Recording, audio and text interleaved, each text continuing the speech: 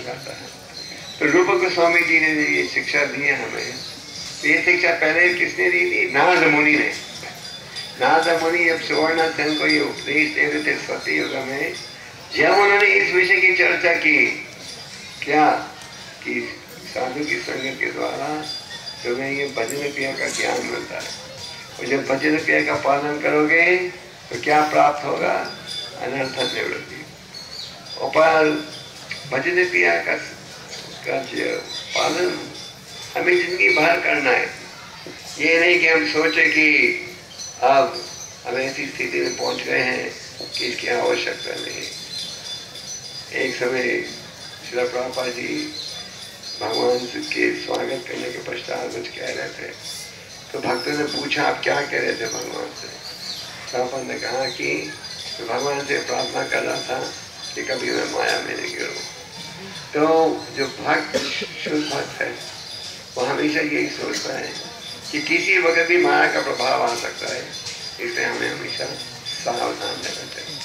और सावधान रहोगे फिर कोई खतरा नहीं। जैसे अगर आप सावधानी से मोटर चला रहे हो तो खतरा नहीं है, पर लापरवाही से चलाओगे खतरा है। तो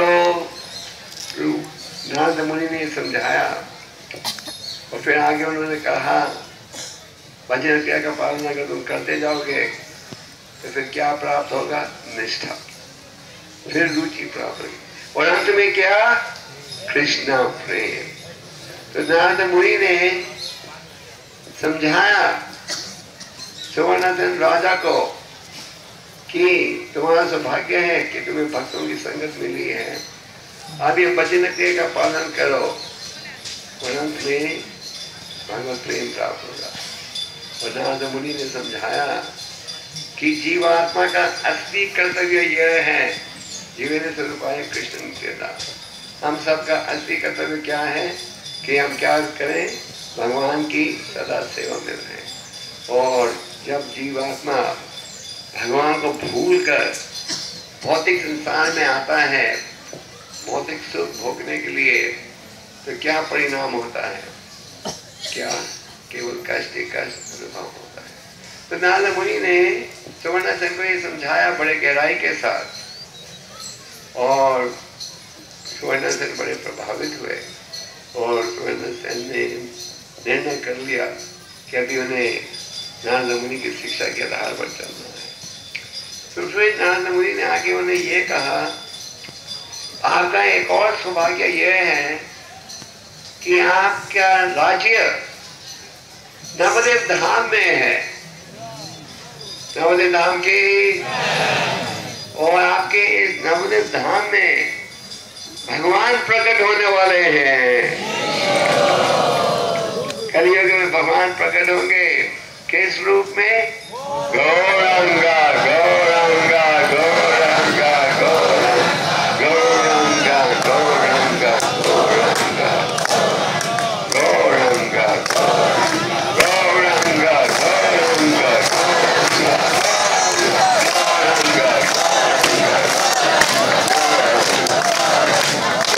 मुनि ने समझाया है इस राजा को कि तुम्हारा राज्य है नवदेव धाम में, और कलियुग में भगवान प्रकट होंगे किस रूप में? गौरांगा महाप्रभु के रूप में। और नारद मुनि कहते कहते बेहोश हो गए भक्ति में, गौरांगा का नाम लेते लेते। तो राजा ने सपने में देखा कि गदाधर जी और चैतन्य महाप्रभु उनके अनेक साथी उस राजा के महल में नाच रहे थे और गा रहे थे, और गा रहे थे, नाच रहे थे, और राजा उठा नींद से, और राजा के हृदय में भी यही उनके साथ गाने की भावना थी। और चैतन्य महाप्रभु ने कहा इससे राजा से, तुम मेरे सनातन साथी हो, और जब मैं प्रकट होऊंगा कलियुग में तो तुम भी प्रकट होगे मेरे साथ, और तुम प्रकट होगे किस रूप में? बुरी मंदा खान के रूप में। जब राजा ने ये सुना कि वो भी प्रकट होंगे चैतन्य महाप्रभु जी के साथ, क्योंकि वो तरस रहे थे कलयुग जल्दी से आए, जल्दी से आए, जल्दी से आए, तो राजा बड़े खुश हो गए। तो फिर नारद मुनि ने उन्हें समझाया कि अगर आप कृष्णा का नाम लोगे और गौरांगा का नाम नहीं लोगे तो भगवत प्रेम इतनी जल्दी नहीं प्राप्त होगा। तो अगर आप कृष्ण का नाम लोगे और साथ में गौरांगा गौरांगा गौरांगा,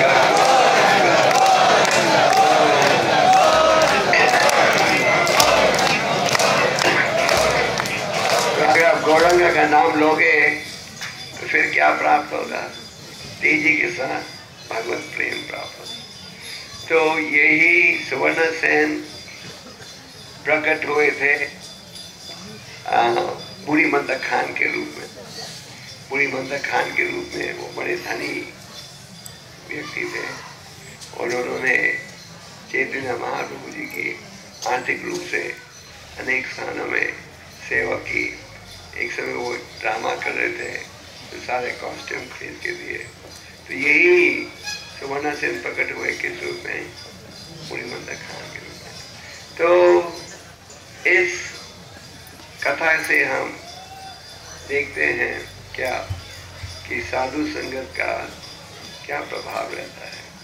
तो हम सब जो नवद्वीप धाम परिक्रमा में आए हैं, इनका असली उद्देश्य क्या है कि हम भगवान का चिंतन बढ़ाएं। जैसे कि रूपा गोस्वामी जी ने कहा है भक्ति रसामृत सिंधु में, ये जो अनेक नियम हैं, इन सब नियमों का मूल उद्देश्य क्या है?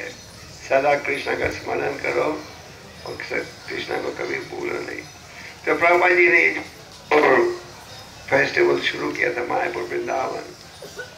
ये शुरू हुआ था 1972 में और में केवल कोई 70 भक्त आए थे और आज इस फेस्टिवल में 7,000 से अधिक भक्त हैं 70 देशों से। और दुगने भक्त होते पर समस्या क्या है? रहने का स्थान नहीं है।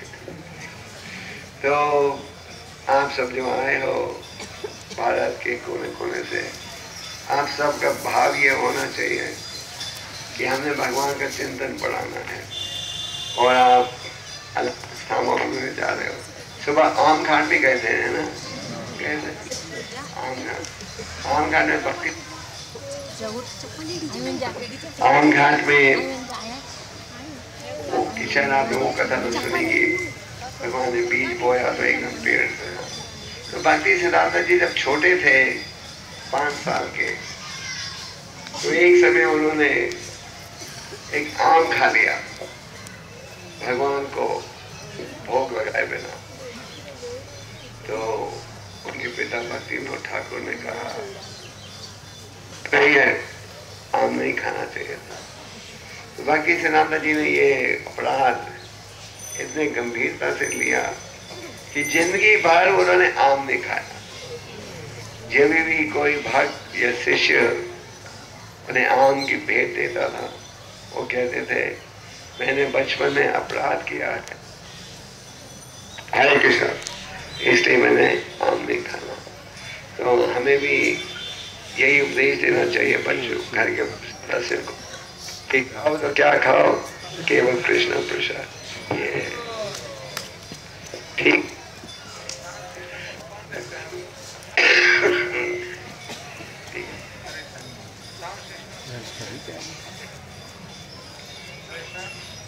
ठीक है, ठीक है।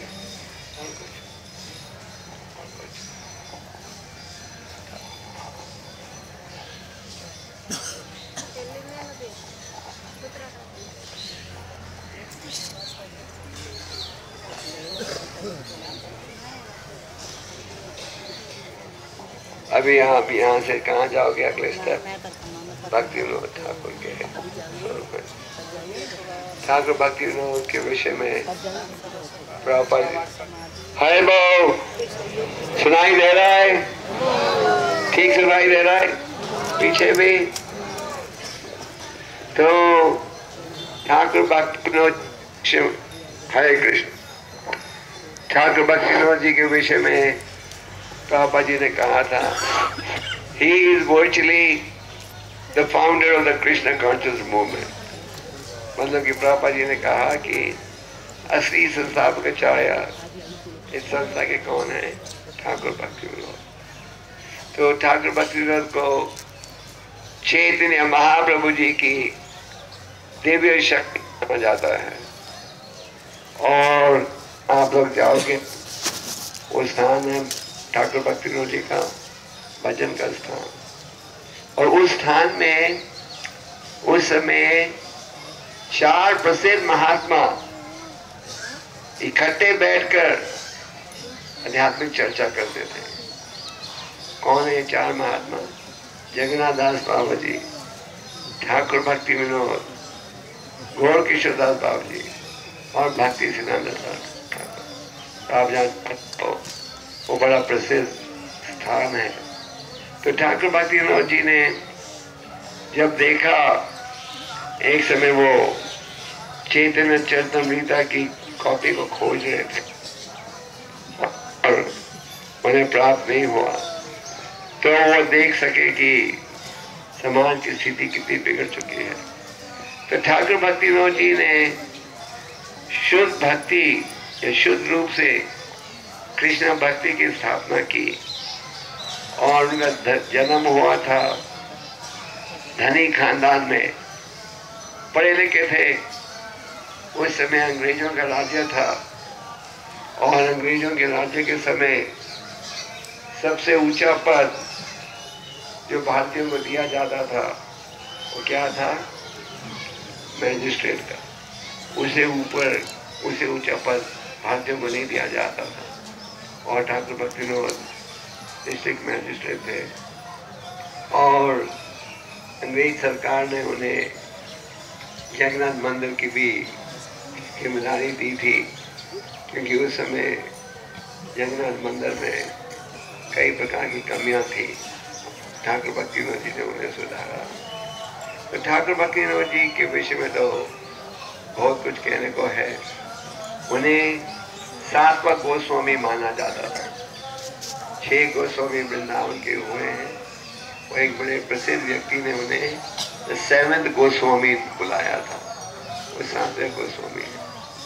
ठाकुर भक्ति विनोद जी ने अपनी जिंदगी में लगभग 100 ग्रंथों की रचना की, उड़िया में, बांग्ला में और अंग्रेजी भाषा में।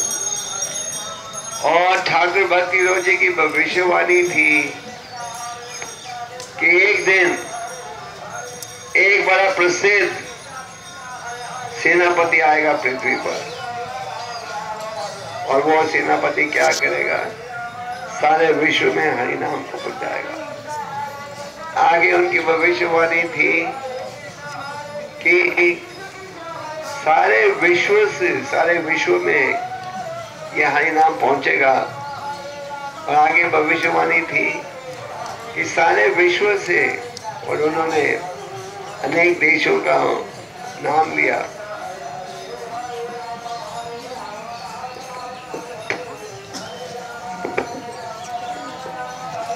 हरे कृष्णा, ये ज्यादा अच्छा है। तो ठाकुर भक्ति विनोद की भविष्यवाणी थी कि विश्व के हर कोने में हरि नाम पहुंचेगा।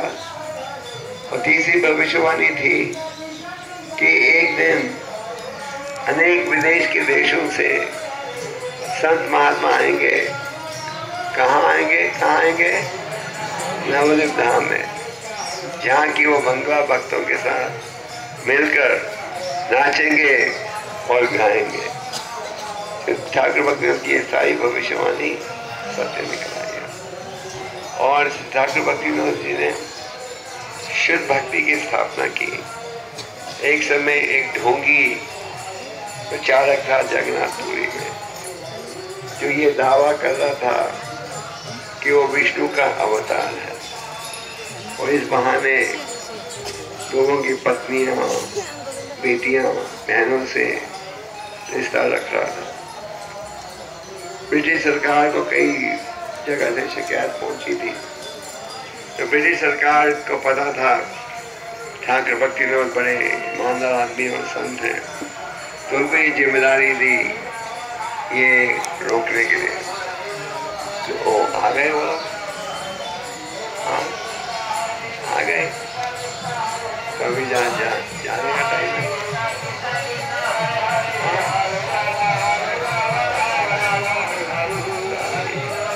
अभी आगे बढ़ना पड़ेगा शायद।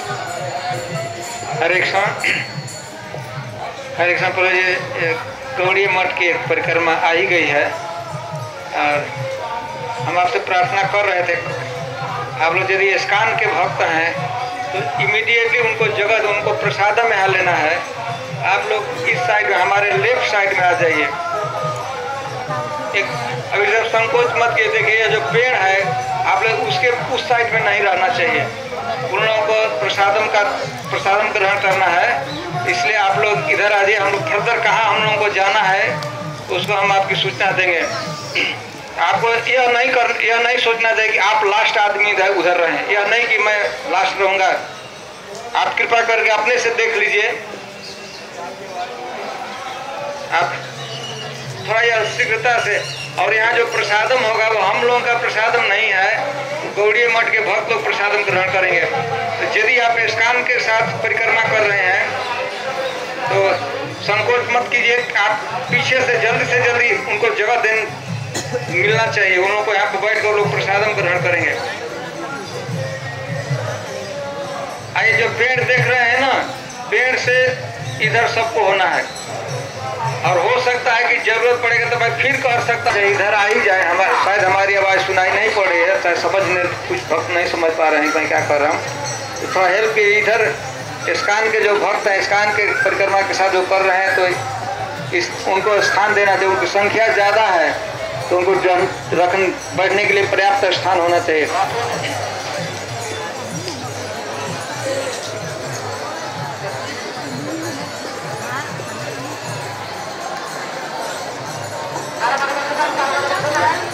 जगह नया लेना था लेकिन हरे कृष्ण महाराज जी, धन्यवाद। स्वागतम।